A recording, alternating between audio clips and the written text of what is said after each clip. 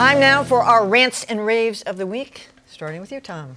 Well, I was, I'm not sure whether I should rave about this yet, so I'm going to cross my fingers and, hope it's right. And this has to do with 21st Century Fox taking over all the media brands from what we grew up with, the National Geographic. National Geographic magazine, it was part of my grandparents, to my parents, to me, and it's the way so many people were introduced to the world, to culture, and so forth. And so the idea that now 21st Century Fox and the Murdochs will take over those brands is perhaps a bit unsettling to many people, Rupert Murdoch being a climate denier and among other issues. But I'm going to be somewhat hopeful because they've had a many-year arrangement on television with the National Geographic Channel. It's been excellent. And I also think the magazine is under very strong leadership. They've won a number of awards. The editor of the magazine is a multi-Pulitzer Prize winning editor. So I'm going to cross my fingers and hope that this deal actually does some good things. It frees up the magazine from worrying about the money side. Let's the National Geographic go back to exploring or whatever. Let Fox worry about the money. All right. I think Dan has an opposing viewpoint. Tom, that's your turn. Tom.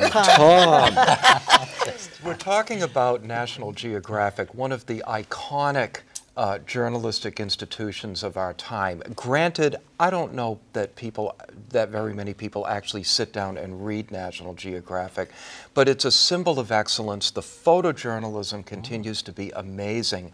And the National Geographic Society is turning this jewel over to Rupert Murdoch.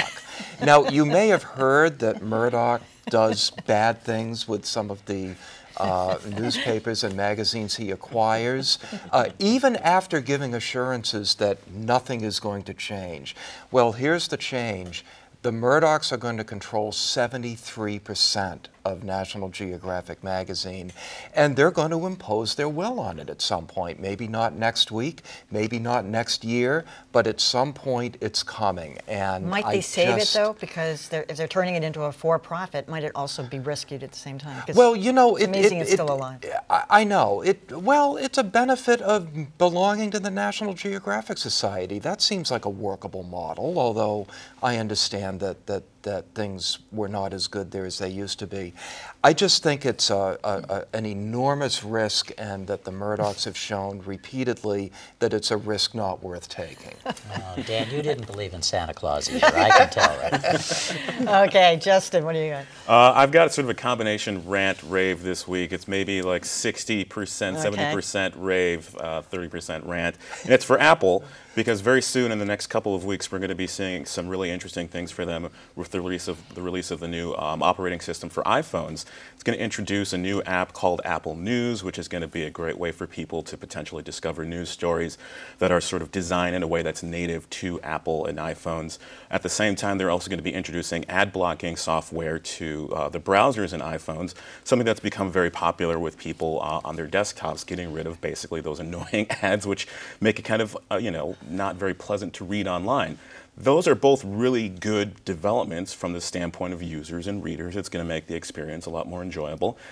On the other hand, though, if you're in the media business and you're a publisher, you're kind of wanting to pump the brakes because, number one, advertising is still the way that we pay the bills. And even mobile advertising, which is not very good right now for media companies, that's still something they need to do. So now publishers are trying to figure out if there's ways to deal with that.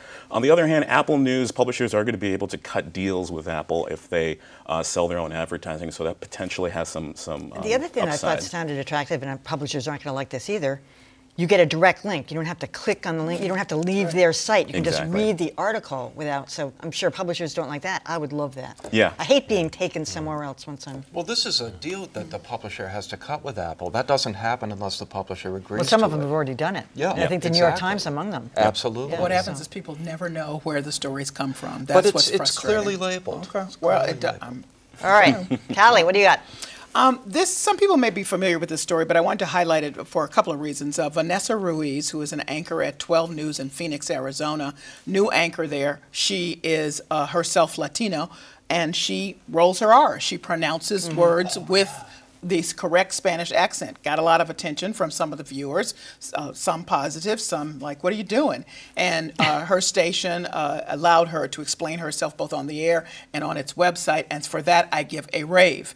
I want to compare and contrast this to what happened with Rhonda Lee about a year ago, who is a African-American weathercaster at KTBS in Shreveport, Louisiana, who wore her hair in a natural, sort of like I do, and a guy wrote in with a kind of a nasty comment about it, and she took to the station's website to say why, very nicely, and the station did not support her, and she was let go from the station. And the guy who wrote in said, hey, I wasn't trying to be me, it just was curious to me, and she explained it. So a rave for her station, a rave for an expansive newsroom, using all of the talents that people who come from diverse backgrounds bring.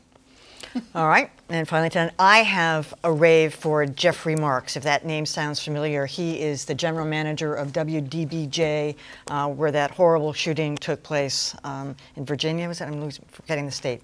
Virginia, right? Yes. He's an old friend of mine from Radio Television News Directors Association. So I sent him a note saying how well I thought he handled it, being transparent about why they fired that guy Feaster who committed the murders. I thought he handled the on-set stuff extremely well. When we were having this phone conversation the other day, here comes the rave part about it. He said, you know, Brian Stelter from CNN asked me if my opinion of the news media had changed after all I had been through, after being in the center of attention for, you know, a week or so. And he said, yes, it has. It's changed for the better. He said, I have a much higher opinion. He said there was only one news organization, he told me, but I'm not going to announce it, that was disrespectful in the slightest, that everybody was sensitive, they were tough, they were inquisitive, they were doing their jobs, and they came in there, they showed great respect and sensitivity to the staff, and he said had a great, and I thought, now, and Brian Stelter said, no, that's not the answer I was expecting, but I give Jeff Marks a rave for that.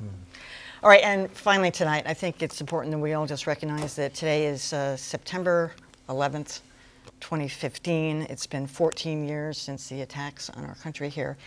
It's not only to change the way, you know, our military and our intelligence do their jobs, but it's dramatically changed the way journalists all across America and all across the country have done theirs. I mean, it's just, nothing is clean and cut and dried anymore. Many, many American journalists and journalists across the country, across the world, I should say, have lost their lives in the wake of this.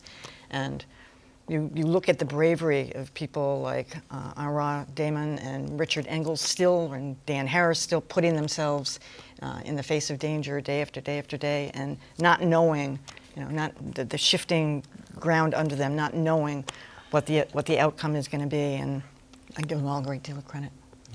And we should note that that was a live occurrence. It happened in the middle of newscasts, and so a lot of good journalists rose to the occasion. That's true. Really in the moment, right before, as it was unfolding. Before all our eyes. That's a good point.